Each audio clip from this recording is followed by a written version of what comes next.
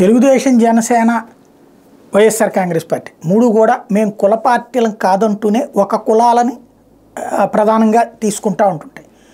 ఇప్పుడు అభ్యర్థుల కేటాయింపులో కూడా ఆయా కుల ప్రాతిపదికనే జరిగినాయి. పైకి సామాజిక న్యాయం అన్నటువంటిది ఒక ఎత్తు అయితే మిగతా వాళ్ళకి ఇన్ని అవకాశాలు ఇచ్చామని చెప్పడమే తప్పించి ఎవరి కులానికి వాళ్ళు హై ప్రయారిటీని ఇచ్చుకున్నారు. దానికి సజీవ సాక్ష్యం. వాస్తవంగా వీళ్ళు చెప్పుకునేది ఏంటి, బీసీలకి వైసీపీ 41, ఇటు తెలుగుదేశం కూటమి 38, టీడీపీ 34 ఇస్తే, జనసేన 2 ఇస్తే, బీజేపీ 2 ఇచ్చింది.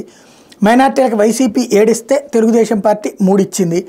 ఓసీఎల్లో వైఎస్ఆర్ కాంగ్రెస్ పార్టీ 91 ఇస్తే, జనసేన, బీజేపీ, తెలుగుదేశం కూటమి 95 ఇచ్చింది. TDP 74, Janasena 12, BJP 6.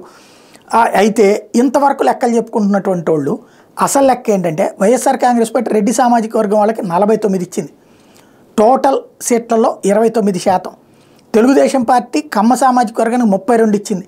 టోటల్ వాళ్ళు పోటీ చేస్తున్న 144తో చూసుకుంటే 22% ఇచ్చింది. జనసేన కాపులకు 9 ఇచ్చింది. వాళ్ళు పోటీ చేస్తుంది 21 కాబట్టి పర్సంటేజీ 42% అవుతుంది. ఓసీలో సామాజిక వర్గాల సమీకరణాలు చూస్తే వైకాపా రెడ్లకు 49 అధిక ప్రాధాన్యత ఇస్తే, బీసీలకు 41, కాపు 20, కమ్మ 9 ఇస్తే, కూటమిలో బీసీలకు 38, అంటే తెలుగుదేశం కూటమిలో బీసీలకు 38 అధిక ప్రాధాన్యత, తర్వాత కమ్మ 34, రెడ్డి 29, కాపు 18, క్షత్రియ 9 వర్గాల 9 మందికి ఇచ్చామన్నటువంటిది లెక్క చెప్తున్నారు.